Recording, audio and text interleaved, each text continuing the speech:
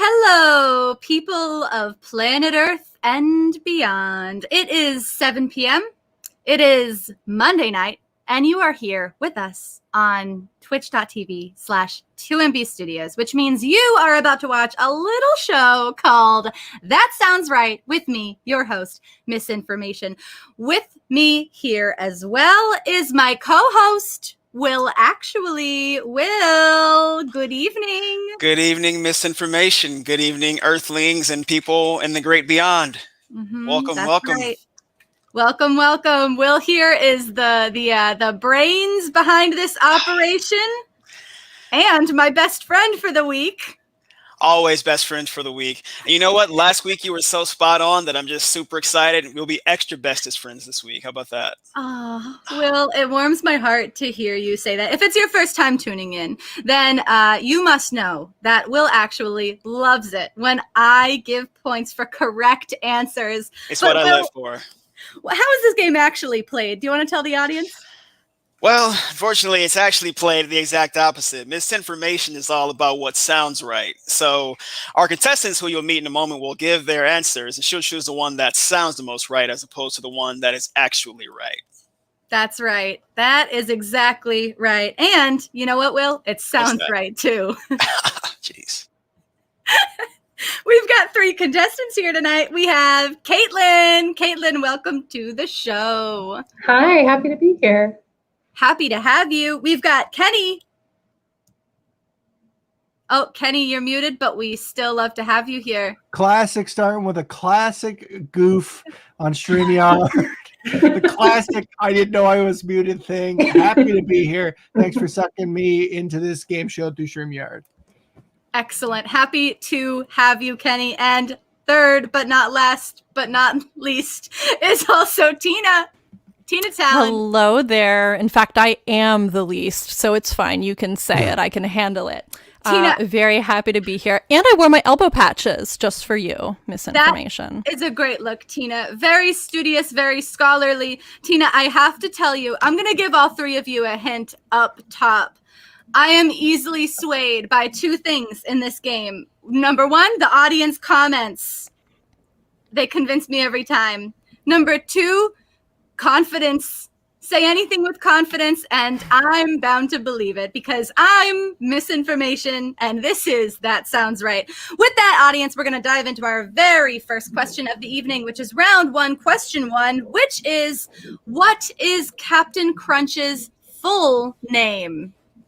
I'm really excited to hear the answer to this. What is Captain Crunch's full name? I'm going to come to each of you for an answer. Two of you are going to be making something up on the spot. You've never seen this question before. And one of you is going to be giving me the bona fide correct answer. Let's do it. Kaitlin, what is your answer? What is Captain Crunch's full name? Of course, it's Horatio Magellan Crunch, a very esteemed explorer of the seas and of cereal. It's a lovely name, befitting a very distinguished man. That is a lovely name. Kaitlin, can you say it one more time for me? Horatio Magellan Crunch. Crunch. Amazing. Thank you so much, Kaitlin, for that beautiful answer. Kenny, what do you think Captain Crunch's full name is? Well, I actually know the answer to this one. It's Bob Barrel Crunch, because in the original packaging, the crunches are supposed to look like little barrels that you carry on a ship because they go back and forth. That's what the shape is. So it's Bob Barrel Crunch. The cereal shape is meant to be barrels. Yeah. Kenny, I got to say, Bob doesn't sound like a very regal name, but you have a great reason to back it up. I don't know. I think it sounds good to me. Two excellent answers so far. Tina, what is Captain Crunch's full name? I really appreciate the answers from my colleagues. However, his name is actually Trafalgar Absorbic Acid Crunch. Absorbic acid after the compound that they discovered in vitamin C, which helps combat scurvy on long sea voyages. So, they actually went in and they were like, let's pay tribute to this great scientific discovery that resulted in globalization. And because Captain Crunch is, of course, a captain of a He's very ship. seafaring. Yeah, He's seafaring. Exactly. He would know all about the absorbic acid. Ascorbic acid. He would know all about it.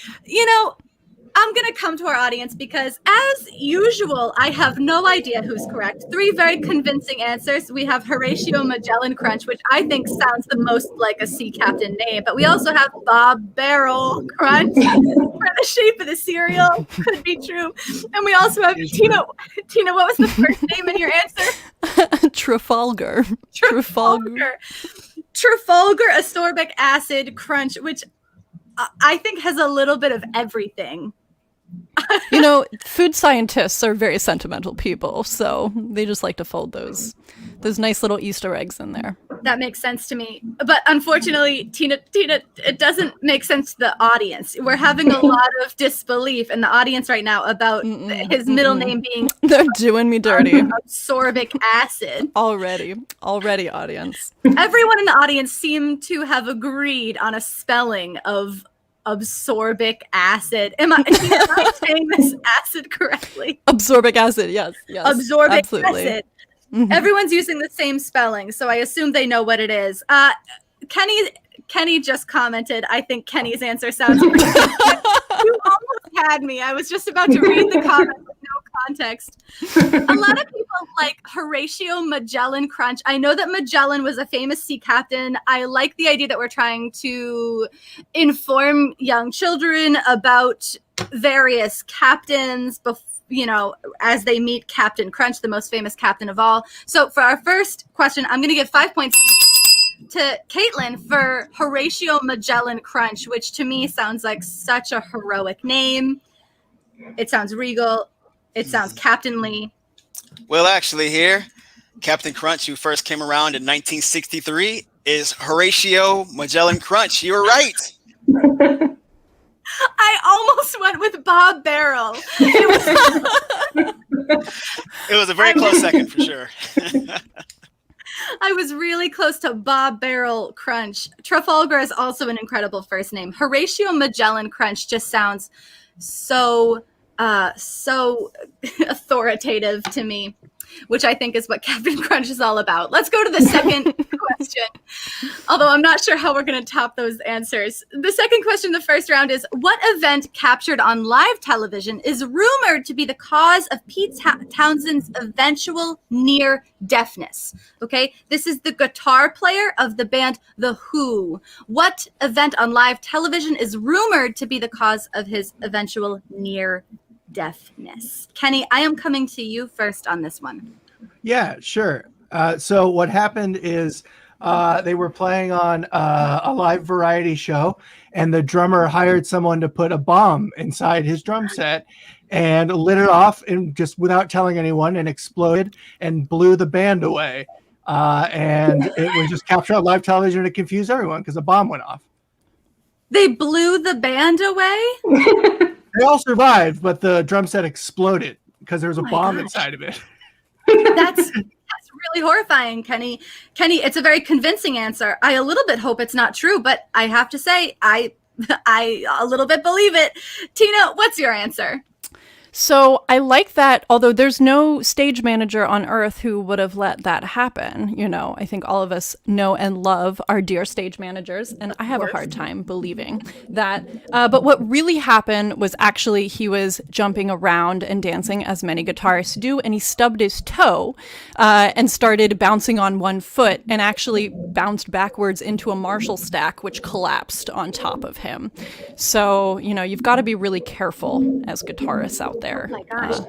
Tina Tallon, what is a Marshall stack? It's a brand of amp, and often they are stacked super high at various types of musical shows. And, of course. You know, if they're not properly secured and you fall backwards into one, it'll just kind of topple over on top of you. That makes sense because the toppling would make a loud noise, but additionally, I assume the speaker was also itself making loud noise. You're that close, you know. And the actual vibrations can rupture your eardrum, as actually happened to me one time. So, wow, personal experience, Tina. That's always convincing. Kaitlin, what is your answer? So what happened was Pete Townshend, in his retirement, was watching live the government siege at Waco, Texas. And when the building actually blew up, that included David Koresh and his followers, his volume was too high and it actually exploded his eardrums. Because his volume was too high on his television? Yeah, he's watching TV. It can happen to anybody, you know. He's watching TV and, you know, as you do, sometimes you witness history in the making and it's too loud and it affects you in a bad way. That could be true. Kaitlin, it would surprise me if the eventual deafness of a famous musician was caused by his own television, but it could be true. Once again, I'm not sure who's right. In the well, you audience, know what they say? Video killed the radio star. So, or definitely. Are you? The radio this is star. in support of Caitlin's answer. No, I'm just making fun of Caitlin's answer. Oh wow. Some sass from Tina Tallon. Very early in the game, Tina, the talons are coming out. Nice. Well, the thing about the bomb is that it also lit everyone's hair on fire, which is fun. Kenny, that can't be true. Is that real? I don't know. You tell me. It lit everyone's hair on fire? See, adding details sometimes strengthens your case and it sometimes weakens it. That to me sounds like a cartoon. I don't know. We're getting some support in the audience for both Tina and Kenny's answer because not so much for their answers, but because Tina apparently has a music PhD. Is that true, Tina? It is true. I just finished my PhD in composition and computer music in December. So congratulations. Feel free to call me Dr. Tallon if you'd like, but I might. Not required. I might do that, Tina. You know, I'm not sure if you're telling the truth or if you're trying to get points from me, but either way, it was working until I saw a couple people have support for Kenny in the audience. I said early the audience always sways me, and I'm going to hold true to my my word in this case because Kenny is a musician. I know this for sure about Kenny because he has 2 keyboards behind him. So I'm gonna give 5 points to Kenny for the bomb and the drum. That yes, he's got visuals. He has a background knowledge. He has a show on this channel all about music. So that's 5 points to Kenny. Will actually here, and you are correct. Really? It was a bomb in the drum. Yeah. I can't attest to hair being on fire, but I know for sure it was a bomb in the drum. Kenny, was their hair on fire? They had been putting like charges in the drum set to explode, but just kind of like a pop. But he asked the guy, because it was on TV, to do it bigger, and the guy stuffed it with way too many explosives, and it full on is like a flash grenade bomb that goes off, and Pete Townshend's hair catches on fire, and you can see him like putting it out. Oh my god! You can look it up on YouTube. It's a wild video. It's just like wow. Well, audience members, definitely look that up on YouTube tonight at 10 p.m. after That Sounds Right, and after Poof the Magical Game Show, and after Run On. Definitely look that up on YouTube when you're out of 2MB entertainment. We're gonna ask the final. I have 2 right so far. Will actually is doing a jig backstage. I can see him in the corner of my eye here in the studio. I'm gonna ask the 3rd question in the first round, which is, what is brain tanning?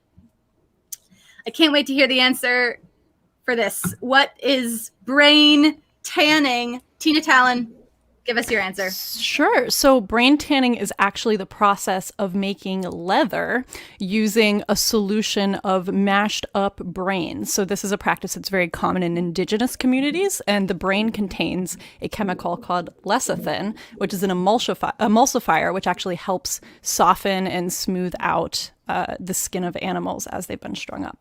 Of course, an emulsifier. Tina, thank you for your answer. Kaitlin, what is your answer? What is brain tanning? Well, brain tanning happens when you spend too much time under harsh fluorescent lighting, and it actually seeps into your brain and gives it a golden glow. So therefore, it's called brain tanning. It gives your brain a golden glow? Yeah, a golden glow for your brain. They can pick it up on CAT scans. It's a phenomenon. I think that might be right. But Kenny, let me hear your answer. What is your answer? Yeah, so brain tanning is actually shorthand for the what do you call it? The X-ray. So when you get like a scan of your head, what comes out is because the brain, the actual X-ray, is brown, and that where the colors it makes the colors be more contrasted. So it's shorthand to brain tanning because it looks like your brain appears brown, but it's not actually brown. That's just how the X-ray comes out. It just is how it looks on the X-ray. Right. Yeah, because the brain looks brown in the scan. Right. Okay. 3 very different question. Answers. Am I allowed to ask for clarifications from other contestants? Of course you are, Dr. Tallon. Kaitlin, can you tell me about the chemical processes that results in that glow? Oh, what specific chemical is involved in that? I sure can. So our good old friend calcium is involved. There's a calcium buildup that happens when the fluorescent lighting seeps into your brain, and the calcium trickles down, causing that trickle down. So it's Reaganomics. It's calcium. Yes, it's Reaganomics for your brain. I love it. Gotcha. And it works. And it works. Trickle down. It works. It actually works this one time. Day coming. So we have 3 really different answers here. Tina, your answer is that it's a process of making leather, which I do know is called, I think, tanning. I think it's called a tannery where they make leather. I think I've heard of this before. Caitlin's answer sounds far-fetched, but I feel like I've heard of this before. I think I've heard of this where time in the sun, like inside your head, like lights it up. Is this a? Did you hear it from President Trump, former President Trump, when he talked about getting UV light in your skin? I heard it from a children's Discovery magazine that when you're outside in the sun, inside your head is as light as a living room. Wow. Is this a familiar fact to anybody? No. Anyone corroborate this? No. No. Maybe not. How would the light even get in there? Perhaps through the eyes. It's hard to say. Kenny, I think yours sounds the most far-fetched to me Nah. because Nah. No.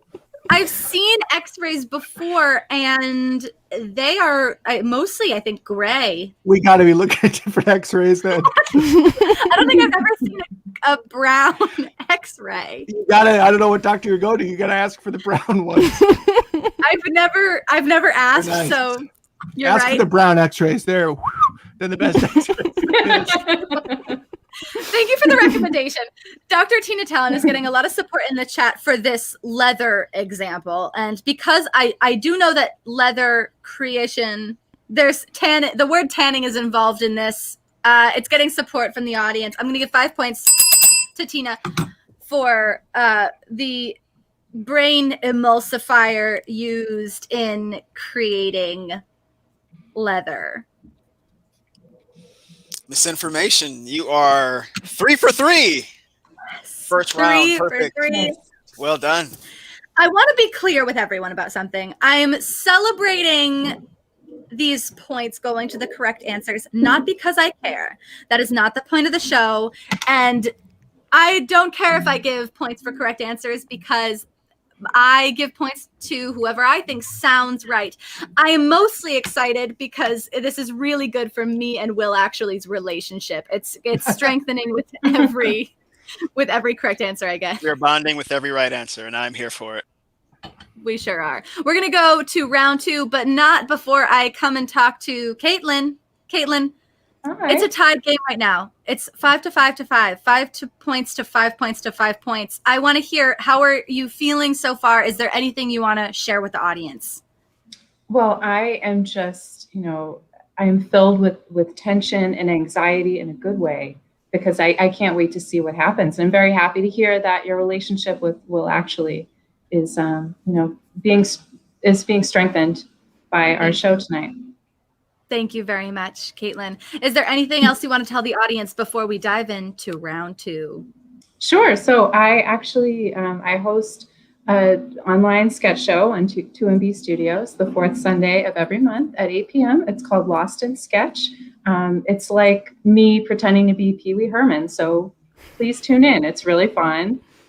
Kenny has had an amazing sketch on the show as well. So yeah. Tune in. Thank you for the plug. Thank you, Kaitlin. Lost in Sketch is a terrific show. Highly recommend it. We're going to dive in to round 2 now with a tied game. The first question is, how many Americans are injured by toilets each year? The classic question. A lot of Americans injured by toilets, maybe. I'm not sure. How many, though? Kaitlin, how many toilets? 40,000 Americans are injured by toilets. Yeah. 40,000 Americans? They're injured by their toilets every year. And it makes a lot of sense because toilets can be very dangerous. They sure can. You don't want to mess with a toilet. I sure wouldn't. Kenny, No. How many Americans do you think are injured by toilets each year? So it's actually not a number, it's a percentage. So it's 30% of Americans are hurt by the toilet every year because the definition is way broader than you think. Like stubbing your toe on your toilet, it's a super broad definition. So it's 30%, which is roughly 15 billion people. Kenny, that could be true. But you know what? I'm going to come back to you. I have a question that I want to ask specifically of Kenny, but I want to hear from Tina first. Tina, how many Americans injured by their toilets? So I appreciate the 15 billion number, as that is more people than currently live on this planet. But we'll allow it, Kenny. We'll allow it. It's actually approximately 7,800 people, and this, of course, does, as Kenny said, incorporate a wide variety of injuries that occur near toilets and in bathrooms. However, it's not quite as many as Kaitlin insinuated. Not quite as many as Kaitlin insinuated, being 40,000. But your answer is 7,000. 7,800, actually, 800, approximately, if you round. Yeah, of to course. the nearest 100. Of course. Now, I have a question. I want to come back to Kenny for a second. So Kenny, 30% of Americans are injured by their toilet each year. Almost a third of Americans. And you know what? I'm glad this. This is a question for everybody. What constitutes a toilet injury? What are some examples? Kenny mentioned stubbing your toe, but what else could count as a toilet injury? A prolapsed anus. That's a toilet injury. Yeah, just from, pushing too hard sometimes. Thank you for clarifying. Sometimes you're stronger than you think you are, and things go wrong. Okay. Also, Kaitlin, yeah, Kenny. Oh, I was going to say proposing to it and getting rejected. Very heartbreaking. How many Americans does that happen to each year, Kenny? Probably 10%. So it's happened to me, personal experience. Yeah. Especially after this year. We're very well acquainted. So. Okay. So we have stubbing a toe, prolapsed anus. Kaitlin, can you give me a third example of an injury, a toilet-related injury? Sure, you can fall in. It's a danger. You can so true. Go all the way in there. Kaitlin, of all the toilet injuries named today, yours is the one that has actually happened to me. I find it relatable. I find Kenny's answer ridiculous, and frankly, I find Tina's answer to be too few. 7,800. There are so many Americans. I'm not sure how many, but there are. Do you have that Americans. little faith? That little faith in Americans. I do, for sure. Absolutely. Yeah. If it was another country, all bets are on the table, but it's going to be on the high side for Americans. That's fair. It has to be on the high side. Kaitlin, I'm going to give you 5 points. I'm not even checking the audience on this one. Maybe I'll regret that, but I feel confident that 40,000 Americans are injured by their toilets every year. That feels reasonable to me. Everyone has a toilet. Here, this is true. Everybody does have a toilet. So the number used to be a lot higher when toilet paper was made of different materials. That was a lot rougher. But nowadays it is 40,000 Americans. So you are correct again. Americans. Oh my gosh. Yeah, that sounds about right. That sounds right to me, folks. Let's move on to. And it is right. Oh, Will, you love it. 40,000 Americans. That's going to haunt me. Question number 2 in round 2. Google struggled with employees not respecting managers that weren't also the most talented engineers/coders. However, the best engineer doesn't always make the best manager. So how do they fix this problem? Okay, so let me break this down for you. I'm not going to read the whole thing again. But basically, really good managers, not always the best coders or engineers, but they still got to have respect. So what did Google do to fix this? Kenny, what did Google do to solve this problem? So Google, all those engineers, they like the video games. You know what I mean? They're doing with the little controllers, and all they really respect is the data and metrics. So they just made management a metric, and they just tracked that. And that way, whoever was the best manager got to be the manager, and they respected it because it was like data, because it was like a video game, because it put it as a data point that they could track. So they get points for doing good management things. Right. Yeah. Okay, that sounds like it could work. Tina, what's your answer? So actually, what they did was lower the oxygenation of the air within Google facilities. If you've watched this show before, you'll actually know that this is true of submarines as well. And so Google hired defense contractors to come in and audit all of their operations. And this was one of the suggestions, is that if you lower the oxygenation of the air, you actually make your employees more docile. They're less likely to be sassy. And so if you go to Google, you might have trouble breathing. Similar to being at altitude.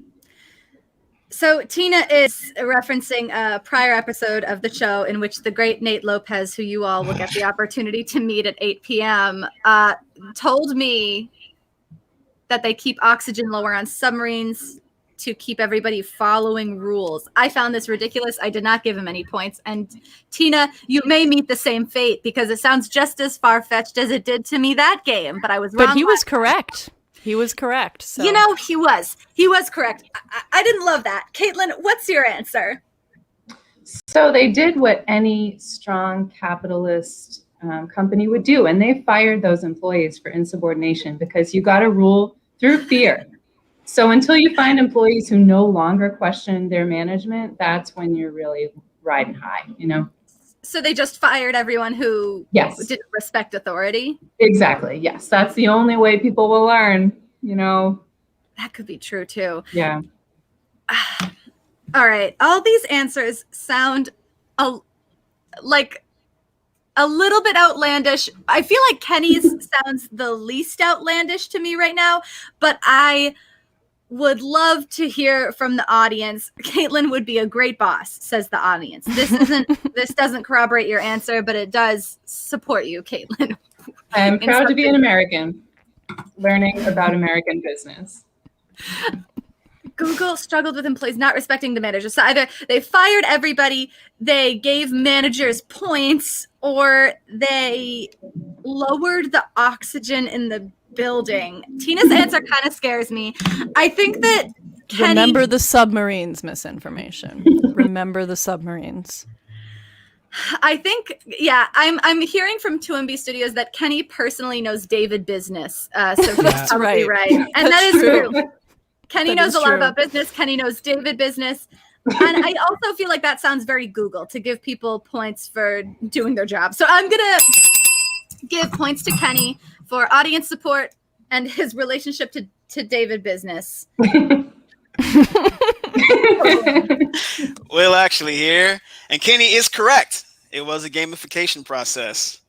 Gamification. Well done. Congrats. It's starting to become that is right instead of that sounds right. I'm really enjoying this right now.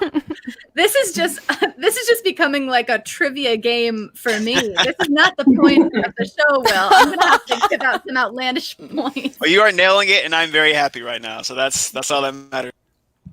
Thank you very much. We're going to get to the third question in the second round, something I certainly have no idea of, which is, what is a fetus vagina? Any suggestions on how to say this are welcome. What is a fetus vagina? That's what I'm going to go with, fetus vagina. And Kenny, you're up first, maybe. Sure. No, you went first last time. Okay. Kenny, you have to hold off. We're going to come to you at the end. Tina, what's your answer first? So it's actually Thetis vagina. Thetis was a Greek sea goddess. And of course, a vagina is a structure that resembles a pouch of some sort. And so this is actually this is the scientific name for a sea creature called a salp, which is like slap, but if you invert the middle two letters. And it's actually a thin, translucent, tube-like sea creature that kind of just, dances around in the ocean and locomotes by pushing water through the cavity inside of it. Yeah. Tina's answer is it's a sea creature. It is a sea creature. Yeah. Okay. A large salp. I believe the pronunciation. I'm not sure if I believe the answer. I've never heard of a salp before, and sounds a little made up. Kaitlin, what's your answer? So it's actually pronounced Thetis vagina, and Gwyneth Paltrow was a really big innovator in this space. So basically, it's a healing crystal that someone with a vagina would insert inside themselves to provide healing energy and overall good positive vibes. And it's what is science really but just a feeling of good positive vibes. A feeling of good positive vibes from within the vagina. Thank you, Kaitlin. Kenny, what is your answer? What is this? So it's pronounced Thetis, and Thetis is actually a Swedish metal group. And instead of, how bands have names for their fans, Thetis calls their fans vaginas. So, vagina, much like the Beatles. Like there's names for like the Rolling Stones. I don't know what bands have names for, but I've heard this before. It's much like black metal and all that kind of stuff up in Sweden. There's a lot of kind of strange subculture. So Thetis, the band, calls their fans vagina. Kenny, why? You have to tell me why they do that. It's because it's part of it. They're trying. It's kind of like it's because they thought it would be funny. It's because they're vessels to be filled with all of their, musical. But it's also aspirations. it's also super political. It's like, yeah, that's super punk rock. Yeah, for sure. Yeah. Sort of a comedy / political reason to call their fans vaginas. Yeah. So anyone could be right. I don't know the answer for sure. And I have to say that I am leaning towards Kaitlin. Because, that's a shame. Well, Tina, listen, I know that you're feeling sassy tonight, but I've never heard of the creature you're describing. And I also think that I don't think that Thetis, I kind of believe your pronunciation, but I don't know if that's right, because I don't think she was an ocean goddess. She actually was, and she was also the mother of Achilles, famously. So okay, I believe she was a mother. Listen, Kenny's not right. Kenny doesn't sound right. you're at a packed venue. They come on stage. Where are the vaginas at? It's a wave of misinformation. If it helps, I do have a degree in biological engineering. So just saying. Tina, how many degrees do you have? That's it. I'm annoyed. I only have 4 degrees. I'm giving 4 degrees. Shut up. I'm giving points to Kaitlin. Kaitlin gets 5 points because this sounds like a product name to me. Product always goes Greek. And that is why Kaitlin gets 5 points for the egg vagina, which I have heard of before from Gwyneth. Well, actually, here it's right. Tina. It's Tina. Okay, that Kaitlin sounded right to me. Yeah. Fortunately, she wasn't. Like a game and a half, you were just on a roll. That sigh was so heavy, Will. That seems dramatic. Heartbreaking. No, I'm Damn doing it. Rachel, is that the Queen's Gambit right there? Is it possible for Kaitlin to get? Is it possible for Tina to get those points since she was So right? Tina actually isn't going to be getting any points because I really did think that it sounded more of a product than a sea creature. Damn.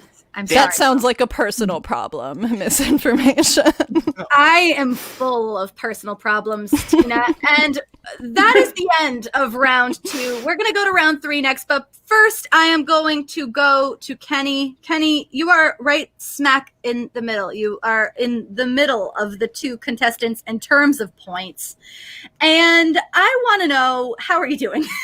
well, it's fun to be on this. I was trying to think about fun facts that I know, but I didn't think about the fun facts that would give away that I was the person that gave the question. I totally didn't think about that second half, but I'm having a blast. Oh, good. I'm really glad. Kenny, that's what the game is all about, getting those points. Never feel guilty about the points that you've gotten. And Kenny, I want to ask you, is there anything you want to tell the audience? Yeah, I do a music show here on 2MB every Wednesday from 4 to 6 p.m. Eastern Standard Time. You can just log in. I make a song in like 2 hours from writing to fully produced. And then you can just check out the other stuff I do. It's associated. It's all adjacent to that. But that's check that out. Thanks, Kenny. Kenny, is Thetis a real band? No, but it does sound like a Swedish band. It does. I believe it was a band. Does. I thought that Kenny, maybe. like I totally thought that was real. Yeah, That does sound like a metal band. I am going to read the first question in the 3rd round, which is, what animal did Nicolas Cage buy that he hoped would help him with his acting? Nicolas Cage bought an animal to help with his acting. What was that animal? Kaitlin, tell us. So Nicolas Cage bought an octopus because, we can learn a lot from our octopus friends on how to be mysterious and flexible and unexpected, which I think Mr. Cage fits all of those categories. Yeah, and he's bought a lot of, weird shit over the years. But an octopus is actually one of his least strangest things that he's bought. An octopus. Who wouldn't want an octopus? Kenny, what animal?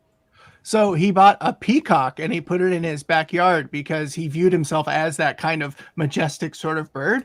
And so he would go out there and do lines with the bird and sort of try and he would like get all the stuff from the kitchen and sort of like duct tape it to his back. So he would look intimidating. Kenny, what do you mean he did lines with the bird?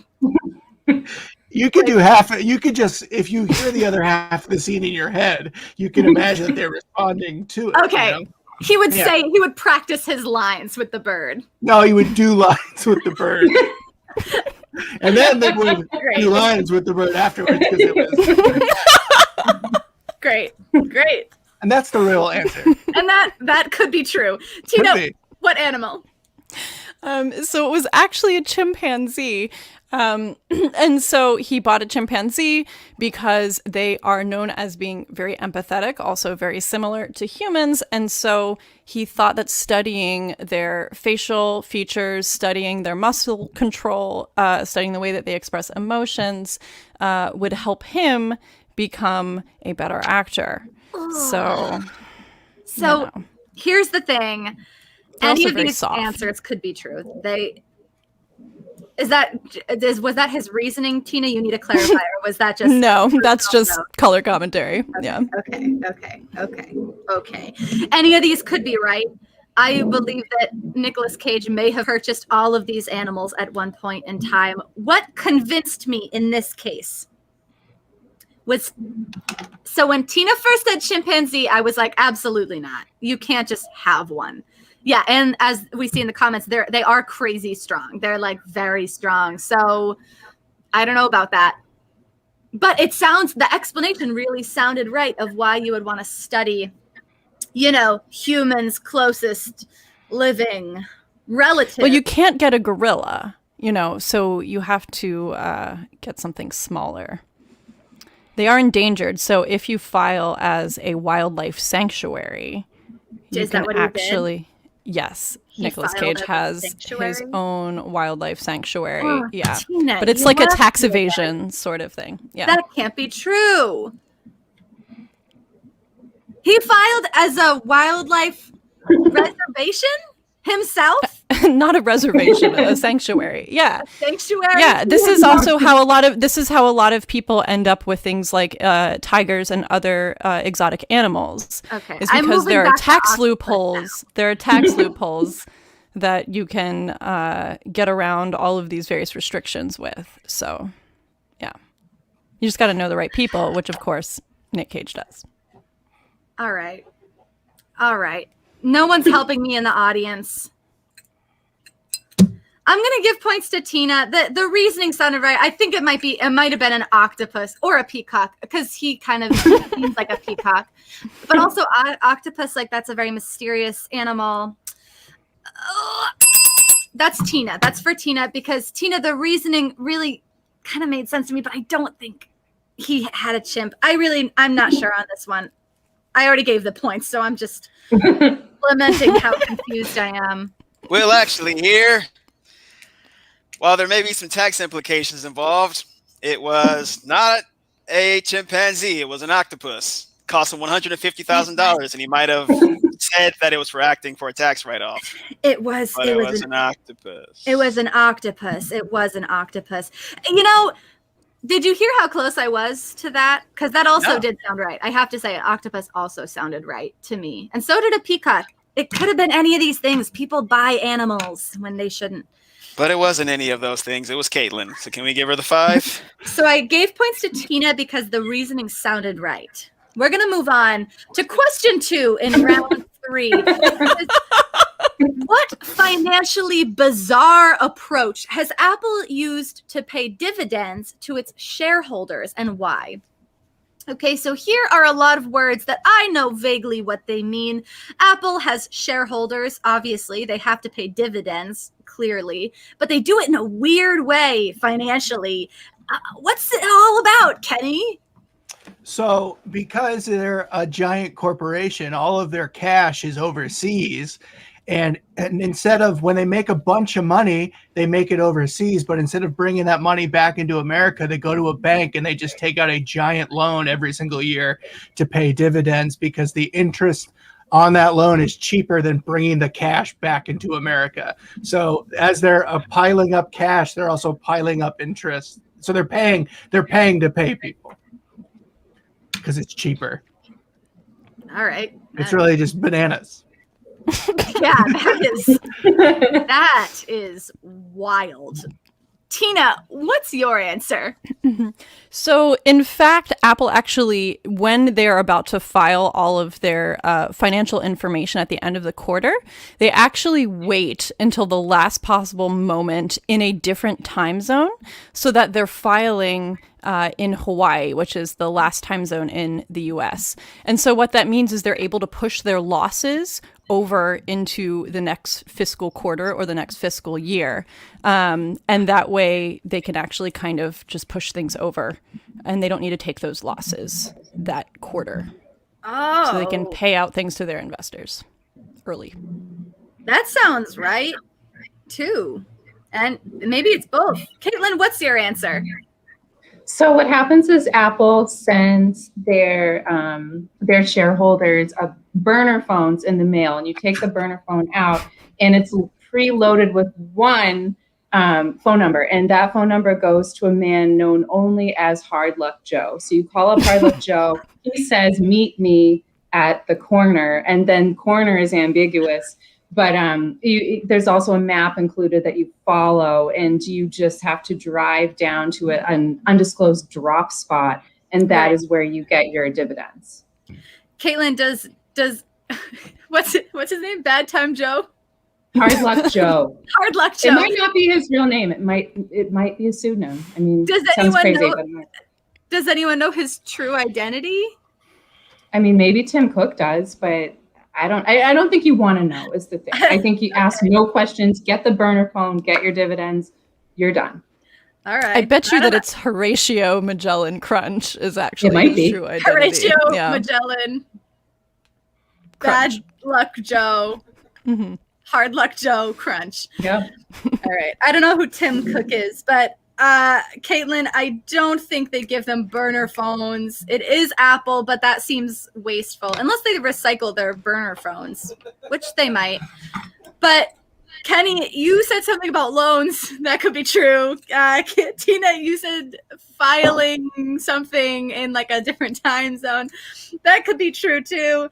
I'm gonna give the points to Tina, because I like that answer better. Different time zone. It made more sense to me than something about a loan with interest. Kenny, I didn't follow. Didn't sound right. I'm going to give points to Tina for something I understand, which is time zones. Different times exist in different places on Earth at the same time. So, well, actually, here, I really wish it was Caitlin's answer because that was told. But it is also not Tina. Kenny was correct on this one.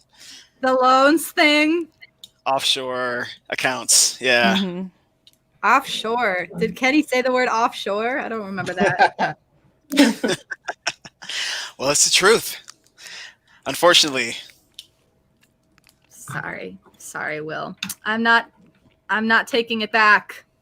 Look, this is I am doing well, by the way. My job is to host, not to know things, okay? I want to clarify to QMB students that I not was doing a good job. I am doing a good job hosting, which is what I am here to do. Question 3. I'm doing a great job hosting. Question 3 in round 3. It's the final question of the third round, which is, what is an orbitoclast used for? Orbitoclast. What is it? This is a classic question. Tina, what's an orbitoclast? So an orbitoclast is a surgical instrument used in a transorbital lobotomy. So it basically is like an ice pick, and it's orbito from your eye socket and clast, which means to destroy. So basically they hammer it on in your eye socket, and they sever neural connections in your frontal lobe, and it's really problematic. Okay. Kaitlin, what is an orbitoclast? So an orbitoclast is used on the moon for when the Apollo space missions were up there.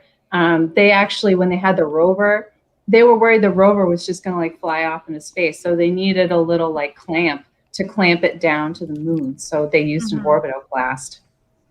They used an orbitoclast to Clamp the rover to the moon. Which makes sense because the moon is in orbit. And yeah. Kenny, what's your answer? So an orbitoclast is like an iconoclast, but if you're a planet. So you know how like there's like there's like famous people that are iconoclasts for how they act. In the solar system, if you're like the David Bowie of planets, you're an orbitoclast because you're making a splash. So it's how at NASA they refer to oh, you've heard of Gamma 9, that's quite the orbitoclast. They act very differently. So this isn't something that planets kind of use to describe themselves. This is more like among kind of space loving folk. It's a term. It's used to describe planets that are iconoclasts, but at the planet level. At the planet level, such as what's our solar system's orbitoclast? Such as Neptune, Jupiter, the other ones, the big boy who can't stop wearing rings. Those are all orbitoclasts. Did you say the big boy that can't stop wearing rings? He just won't take them off. Great. So all these could be true, and all of them could be true simultaneously. Tina Tallon, you said it's a lobotomy instrument, which makes sense because orbital, I think, has to do with the sort of general eye head sockets. area. Yeah. Eye sockets, of course. Or I don't know where I heard that, but that just sort of sounds familiar as a root word. But Kaitlin, I see directly the root word here being orbit, meaning to go around. This is a kind of a more familiar use to me. So I'm leaning towards Kaitlin, but the audience likes Tina's answer. So I like Caitlin's answer. The audience likes Tina's answer. I like Caitlin's answer, but the audience like everyone's going with Kaitlin. I'm sorry. I have to go with Dr. Tina Tallon's answer about the lobotomy tool, because the audience. Every time I go against the audience, I am shamed by the audience. Well, actually, here, good thing you went with the audience because Tina Tallon was correct. Well done. Good. You righted the ship in the last one. I've righted the ship, which is great because that was the end of our third round, and we are now moving into the bonus lightning round. Here is how that works, audience members. I give no points at all during the bonus lightning round. Only you, audience members, can give points during the bonus lightning round. The points, as it stands, have Kenny, you're in last place, but there's still time. You have 10 points. Kaitlin, you are in second place with 15 points, and Tina Tallon is in first place with 20 points. But I have to say, it is anyone's game, and there have been some major upsets in the bonus lightning round before.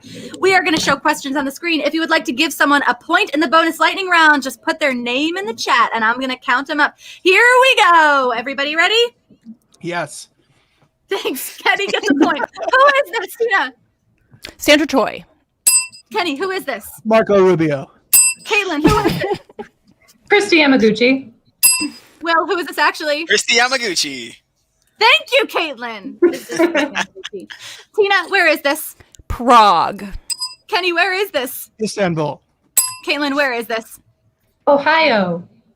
Will, where is this actually? Copenhagen, Denmark. So close to Ohio. Next question. Tina, what painting is this? Drifting. Kenny, what painting is this? Yogurt Energy by Hans. I'm sorry, one more time. Did you say yogurt? Yogurt Energy by Hans. It's a post-breakfast masterpiece. By Hans. Kaitlin, what painting is this? I killed my husband. Will, what painting is this actually? This is Whistler's mother. It's Whistler's mother. Thank you. Next question. Tina Tallon, what movie is this painting from? Jerry's Big Day Off. That's definitely a movie. Kenny, what movie is this taken from? Shawshank Redemption 2. Let's get goofy. Kaitlin, what movie? Casablanca. Will, what movie is it? This is from the Bean movie in 1997. Mr. Bean. Mr. Bean, the Bean movie. Tina, what is this? That is a jacked ass cow. Kenny, what is this? My future if I don't change. Kaitlin, what is it? This is from a PETA brochure. That could be true. Will, what is this actually? It's called a Belgian Blue Bull. And that's a true cow. Real cow. They're bred to be that way, yeah. Last question. Last one. What is this a depiction of, Tina? That is a depiction of the Clown Car Massacre of 1924. Of course. Kenny, what is this a depiction of? That is Archduke Franz Ferdinand being shot, leading to the eventual World War I. Kaitlin, what is this a depiction of? This is the Kennedy assassination. What is this actually a depiction of? The assassination of the Archduke Franz Ferdinand. Nice. Wow, And he was Kenny. correct. Yeah. Wow, excellent work. That is the end of the bonus lightning round. Tina, I haven't talked to you yet. How That's are okay. you doing? Don't talk to me. You don't want to. How are you doing tonight? I'm feeling pretty good. Chat, put those pluses, put those plus TTs in there. Yeah, I'm feeling good. Thanks so much. How are you doing? Oh, I'm doing so great. Is there anything that you want to tell the audience? Yes. So, much like Kaitlin, I am also on QAW as a wrestler. I am the Siren, who is a cannibal mermaid who cannot sing, so she's very lonely and very hungry. That airs, of course, at 8 p.m. on Thursdays. Other than that, my life is very boring. I'm writing a book right now on the social history of voice technology. So if you want to learn about all of the racial and gendered biases and the development of things like microphones and radio and speech synthesis and virtual digital assistants, stay tuned for that. That'll be dropping like sometime next year after I finish writing it. You know, I cannot wait to listen to that. Dr. Tina, thank you so much. Thank Will, is there you. anything that you want to share with the audience tonight?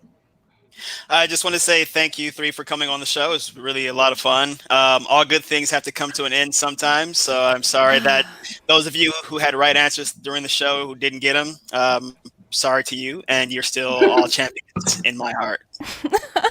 Wow. Okay. I'm going to end the show now because I know who won. Thank you all for coming. Before the bonus lightning round, Kenny was in last place with 10 points, and Tina was in first place with 20 points. After the bonus lightning round, Kenny has pulled ahead into first place for the bonus lightning round answers. And Ken, against all odds, Kenny will be taking home a diploma from 2MB University. Kenny, congratulations on your graduation tonight. Thank you. I'm not the smartest guy in the world, but God, I can put a couple of funny goofs together, huh? That is true. You sure won the audience over, Kenny, and I can't wait to mail you that degree so you can use it to apply to all your future jobs, add it to your LinkedIn profile. Everybody, thank you so much for joining us tonight. Contestants, thank you for coming on. Audience members, thank you for all the points you just gave to Kenny. Thank you so much. Thank you, Will. Actually, as always, thank you, Matt, in the booth. And stay tuned for Poof the Magical Game Show coming up at 8 p.m. Thank you, everybody, and good night.